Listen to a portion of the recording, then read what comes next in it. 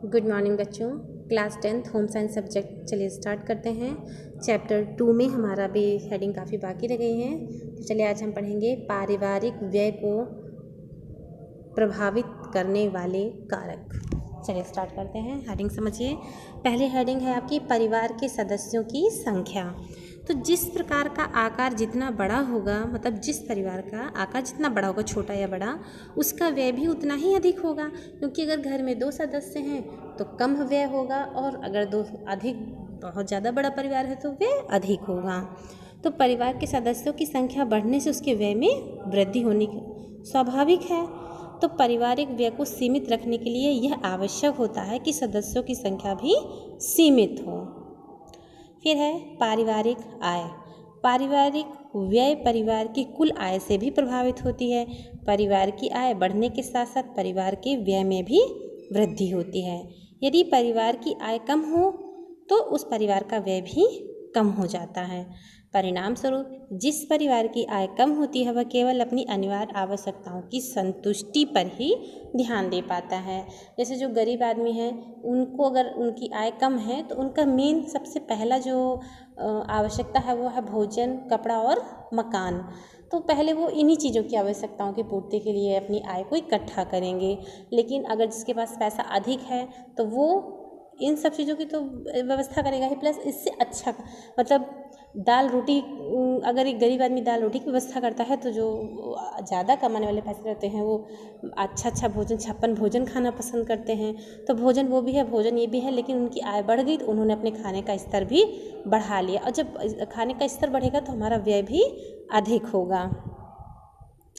फिर है कि यदि परिवार की आय कम हो तो उस परिवार के व्यय भी कम होता है, जबकि वह परिवार जिसकी आय अधिक होती है वह अपनी आरामदायक और विलासितापूर्ण आवश्यकताओं की संतुष्टि भी कर सकने में सफल हो जाता है। फिर है परिवार का स्वरूप। परिवार का स्वरूप एकाकी अथवा संयुक्त हो सकता है। मतलब देखो, 2 ही तरह का परिवार होगा, या तो छोटा या तो बड़ा।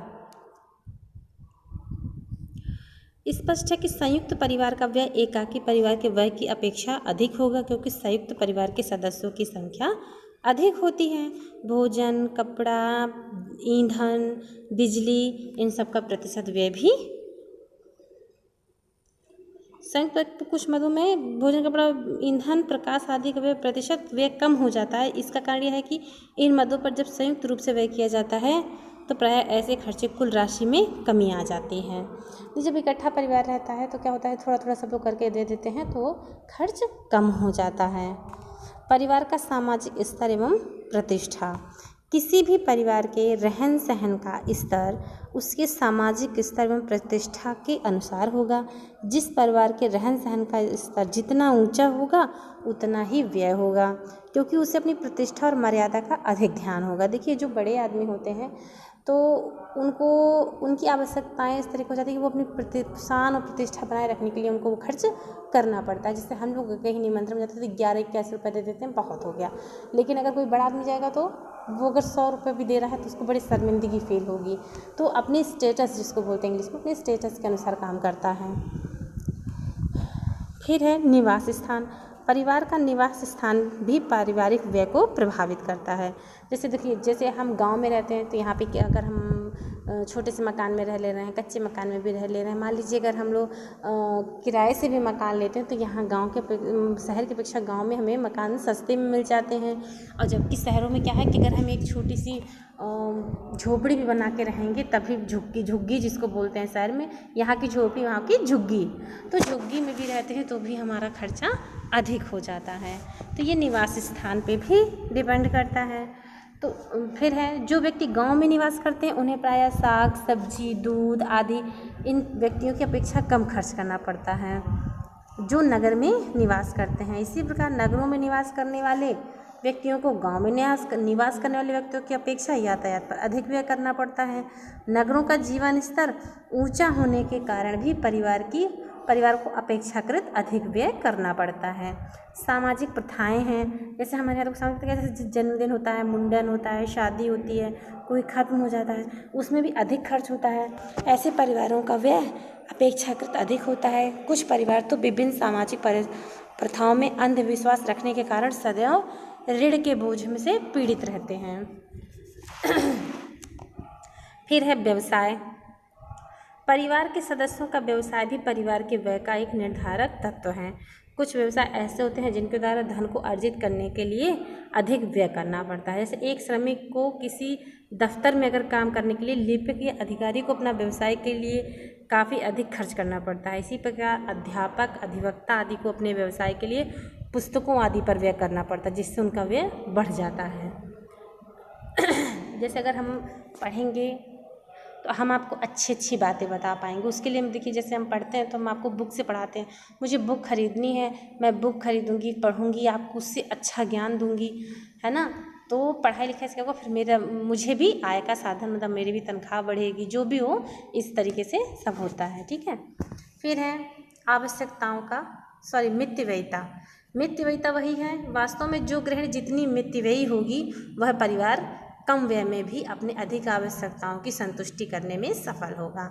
मितव्ययी होगी मतलब कि कम खर्चा करेगी और अधिक सुविधाएं उपलब्ध कराएगी। मितव्ययिता की आदत भी परिवार के व्यय को पर्याप्त सीमा तक प्रभावित करती है। फिर है गृहिणी को मितव्ययी होने के लिए निम्नलिखित बातों का ज्ञान होना आवश्यक है। तो कौन कौन सा है? आवश्यकताओं का ज्ञान।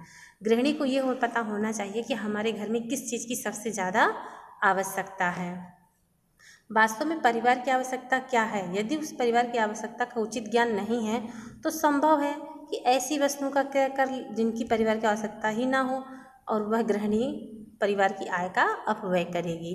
अगर हमको नहीं ज्ञान है कि हमारे घर में किस चीज़ की सबसे ज़्यादा आवश्यकता है और हमने वो पैसे किसी दूसरे काम में खर्च कर दिए तो हमारी व्यवस्था बिगड़ जाएगी और हमारी आवश्यकता अधूरी रह जाएगी। फिर है मूल्य निर्धारण की योग्यता। गृहिणी परिवार का व्यय मितव्ययितापूर्ण तरीके से तब तक नहीं कर सकती जब तक उसमें मूल्य निर्धारण की योग्यता ना हो। प्रायः देखने में आता है कि दुकानदार, देखो जब आप दुकानदार के यहाँ सामान ले जाते हो तो वो अपने सामान को दुगने रेट पे बताता है। अगर आपको सही ज्ञान नहीं है, मोल भाव नहीं कर पा रहे हैं, तब भी आप वस्तुओं को खरीदते समय गृहिणी को अपने विवेक का प्रयोग करते हुए न्यूनतम मूल्य में पर क्रय करने का पूरा प्रयत्न करना चाहिए, जैसे कि परिवार की जो आय का सदुपयोग हो सके, अधिक से अधिक हम बचा सकें। फिर है वस्तुओं के गुणों का ज्ञान। गृहिणी को ये पता होना चाहिए कौन सी वस्तु हमारे लिए अच्छी है और कम रेट में मिल रही है, उसका हमें ज्ञान होना चाहिए। गृहिणी को वस्तु वास्तविक उपयोगिता एवं गुणों का भी ज्ञान होना चाहिए ताकि परिवार के लिए केवल वही वस्तु खरीदी जाए जो परिवार की आवश्यकता के लिए उपयुक्त हो। फिर है क्रय का उचित स्थान का चुनाव। कोई वस्तु अनेक स्थानों पर उपलब्ध हो सकती है, प्रत्येक स्थान पर एक जैसे दाम होना आवश्यक नहीं है। जैसे आप देखिए मंडी में अगर कोई सामान लेते हैं या कोई वैसे भी सामान है, अगर आप इकट्ठा लेते हैं तो सस्ता पड़ता है और फुटकर लेते हैं तो महंगा पड़ता है। या इस दुकान पे अगर कोई सामान 50 रुपये में है, दूसरा दुकान 48 रुपये में ही दे रहा है, क्योंकि एक जैसा भाव नहीं होता, कुछ ना कुछ अंतर जरूर आता है। तो यह भी संभव है कि किसी विशेष स्थान पर उसकी सबसे अच्छी किस्म उपलब्ध हो तथा अन्य स्थानों पर वस्तु घटिया किस्म की हो। अतः वस्तु उस स्थान से खरीदी जानी चाहिए जहाँ पर वस्तु सबसे अच्छी तथा सस्ती हो। केवल ऐसी अवस्था में ही परिवार का आय का सदुपयोग होगा। अतः मितव्ययिता के लिए वस्तु को खरीदने की उचित स्थान का चुनाव करना भी अत्यंत महत्वपूर्ण है। चलिए बच्चों, आज हमने इतना कुछ पढ़ा। कल हम पढ़ेंगे पारिवारिक बचत का अर्थ और परिभाषा।